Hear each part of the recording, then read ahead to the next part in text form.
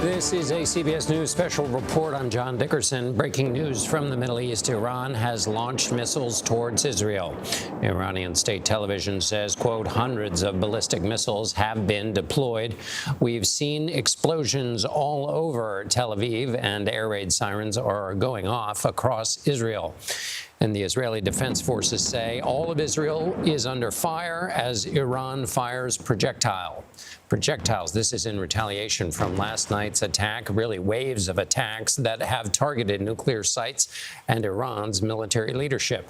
In a televised address, Iran's supreme leader vowed revenge.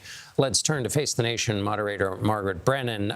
Margaret, good to be with you again. Update us really on where we are right now and what your sources are telling you.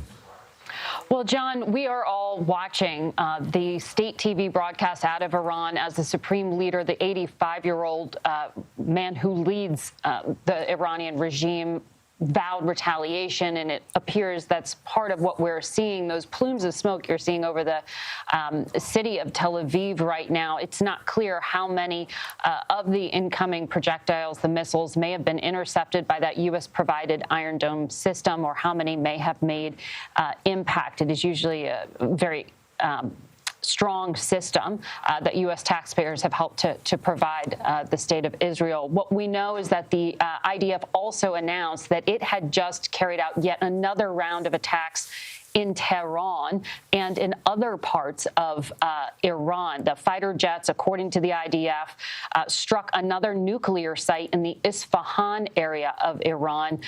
They claim that this was a precision strike in an area where there was enriched uranium and that there was a nuclear weapons production process. Now, that is a difference between Israel's intelligence and what the United States says. The United States intelligence community says that Iran does not have a nuclear weapons program, but that it does have a nuclear enrichment program. That is a difference here in what the U.S. and Israel are thinking, and we are continuing to try to report out how aligned the two allies actually are in the military operation that took place overnight, what Israel called a preemptive strike on multiple locations in Iran. I have heard, John, through my reporting today, calling many regional officials, that Secretary of State Rubio was working the phones hours in advance of the Israeli initial strike, warning allies that something was coming, but this is not us. That was the message he relayed. This is not us. The U.S. distancing itself a bit here. We are trying to really pin that down, because President Trump this morning is touting the fact that Israel is using not just defense systems like the one that may be intercepting those missiles, but also American-provided and paid-for weapons to carry out the strikes in Tehran. But this is very much an ongoing military operation.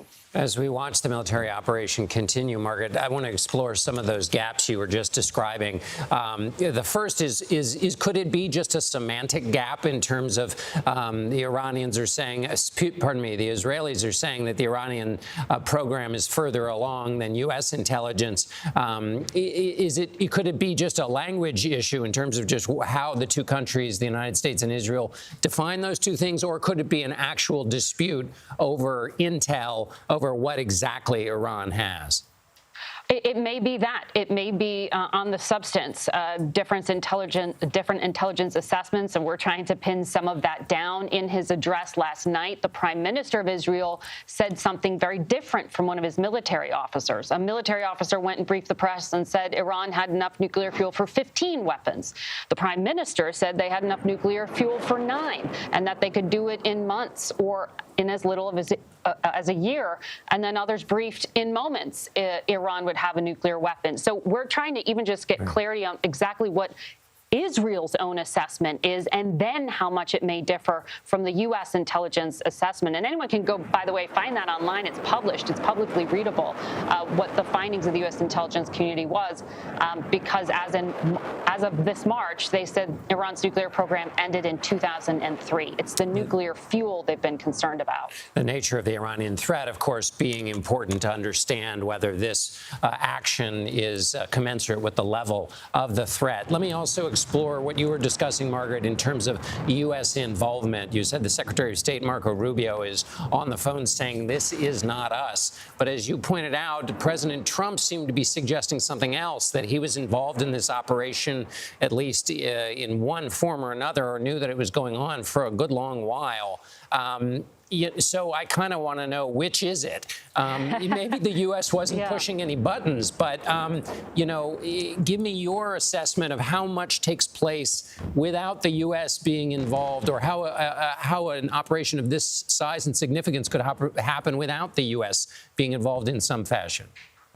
Well, in some ways, John, the short answer is Israel always assumes that America has its back, period.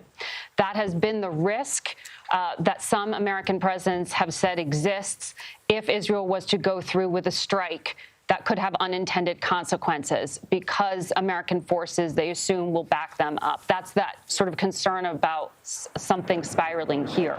But Israeli Prime Minister Netanyahu has been arguing this time it is different. The chessboard has changed. Iran is historically weak, that they can carry out this really extensive intelligence and military operation and make a difference here. We know through our own reporting that President Trump in months past had really pressed back on that, saying, give me time with the diplomacy. Don't go and do this. I'm trying to negotiate here. So he was really leaning into the diplomacy and pushing back on the prime minister's desire to go ahead with this military operation. Exactly what changed is something we're still trying to pin down here. Did he greenlight it and say go, or did he simply just not really get in the way? Thank you so much, Margaret. We're watching live video here from Tel Aviv. I'm not going to guess about whether that's incoming or outgoing, but we certainly see lots of activity in the air above Tel Aviv. Those are live pictures as Iran attacks Israel. The Israeli military says the rocket fire continues. Another barrage of dozens of rockets has been launched towards Israel. I want, as we're watching these live pictures now of the Iranian assault on Israel, I want to bring in senior White House correspondent Weijia Zhang, who joins us now.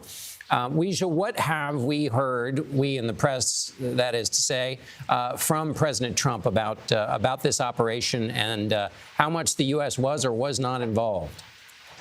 Well, John, since this assault on Israel began, we have not heard from President Trump yet, or from the White House for that matter. Of course, this just started unfolding minutes ago, but certainly the president had a lot to say this morning, making the rounds, talking to reporters, and I am told by several White House sources that the reporting about what he said is accurate, and that matters because he is signaling that he did not get a, quote, heads up, John. But at the same time, he said it wasn't a heads up. It was, well, we know what's going on. So he's acknowledging that he was aware of the Israeli strikes that ultimately were carried out yesterday, but does not want to use certain language because, once again, the administration is trying to stress that this was carried out independently of the U.S. We also know that the president spoke on the phone this morning with the Prime Minister Netanyahu, although we haven't extracted any nuggets about exactly what they talked about, John. But just to go back to that first statement from Secretary of State Marco Rubio, who is also serving as the current national security advisor, it's important to note, John, that again, he wanted to stress that this had nothing to do with the U.S., that we are taking steps to protect our American interests and personnel in the region. He did not use the word support. He did not say the U.S. supports or stands next to Israel as they carry out this operation, which was notable to me because it was a departure from what we've seen from other official statements from the U.S. when they talk about providing any kind of support to Israel. The president, I think, just wrapped up a meeting with his entire National Security Council inside the Situation Room. We are also anticipating some kind of readout from that as they assess what to do, next steps, and how to alter the message now that Israel is taking all this fire from Iran. John. Weijia Zhang at the White House for us. Weijia, thank you so much for that update. Once again, Iran says it has launched hundreds of ballistic missiles attacking dozens of targets in Israel as part of its retaliation for Israel's attack last night and the waves of attacks that started since last night. Our coverage will continue on CBS News 24/7, your local news, and for some of you, tonight on the CBS Evening News. This has been a CBS News special report. I'm John Dickerson in New York.